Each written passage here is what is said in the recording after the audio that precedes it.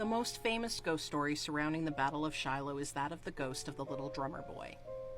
Back during the Civil War, there were no radios, and when you had over 10,000 men under your command, it didn't really matter how long or how loud you shouted, it wasn't going to reach that many ears. To that end, the top method of communicating orders to that many troops was to employ drums.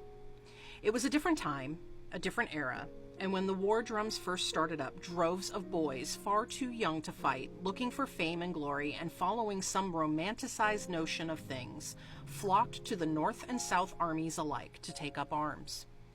Far too many of these mere children, their young age was overlooked. At the time, the armies did have standards even if they were too low, and you had to be 16 to join. Still, boys of a certain stature, as young as 12 or 13, were passed into the ranks of men to fight. But still, boys who were too young-looking or of small stature who tried to sign up to fight weren't completely passed over. Sometimes they were lucky, and I use air quotes around that, enough to be accepted into the role of drummer boy, and given the responsibility for being the main line of communication of orders among the ranks. This was a dangerous position, exceedingly so. Drummer boys saw more frontline action than any other soldier during the Civil War in some cases, and during the bloody Battle of Shiloh, the situation was no different. In fact, it was dire. The TLDR version of events that went down in the case of our ghost is as follows. Essentially, the Union Army was routed and their line was in shambles and pushed back to the Pittsburgh Landing on the Tennessee River, when the Second Union Army showed up to reinforce them. It was barely controlled chaos, and the new drummer boy with the new army unit was called up front and given the order to rat-a-tat-tat out the command for attack, which the brave boy dutifully did so. Sometime in the midst of the fighting, the commanding officer was looking out over the fighting, and shit was looking grim, my little strangelings. He turned to the boy and said, "Sound the retreat," and the boy nodded, and there he went again with the rat-a-tat-tat for attack. "What are you doing?" the officer blurted. "I said retreat!" And the boy just kept playing the command for attack, relentlessly. When the officer had all but gotten down from his horse to throttle the boy cried, "I don't know retreat! You never taught me that one, sir! I only know attack!" And the boy played on. But lo and behold, it was working. The Union men rallied under the boy's steadfast playing, and the battle raged on, and the officer was swept apart from the boy in the turning tides of the fight. The Union subsequently won the day.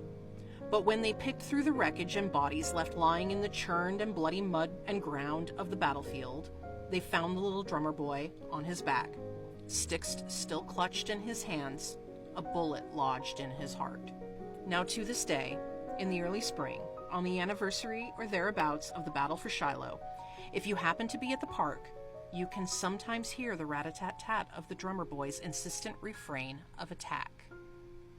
Visitors to the park have even gone so far as to compliment the rangers on the PA system playing the drum music over the fields and through the whispering trees and the spring breeze to lend such a real and authentic and haunting feel to the park, to which the rangers have laughed and said, "We don't have a speaker system out there." Reenactors have heard him, that subtle drumming throughout the battlefield park in broad daylight and in the twilight of the evening. A residual haunt for sure. Likewise, the screams and moans of agony from the men long ago have been heard at this location, disembodied voices to carry under the beat of that boy's insistent drum. Of course, this is all legend, right? A good story with no actual proof the boy existed, right? Well, my little strangelings, part of the legend was unearthed in this park, back when they were building the roads that sweep and curve through these fields and tour stops today. It's said when the park was being built and a road was being laid, a skeleton was unearthed. Smaller than a man, certainly a child, the clothing, drum, and sticks having all rotted away, but the leather strap that supported the drum still looped behind the vertebrae of what was clearly a boy's neck, a bullet lodged where his heart would have been. Of course, the rangers of the park deny this ever having taken place. Likewise, they vehemently deny the park is even haunted.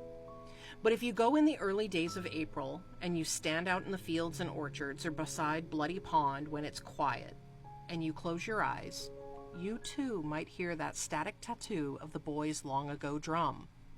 Just like he couldn't be stopped during the Battle for Shiloh itself, it seems no length of time or denial of his spirit's existence will stop him now.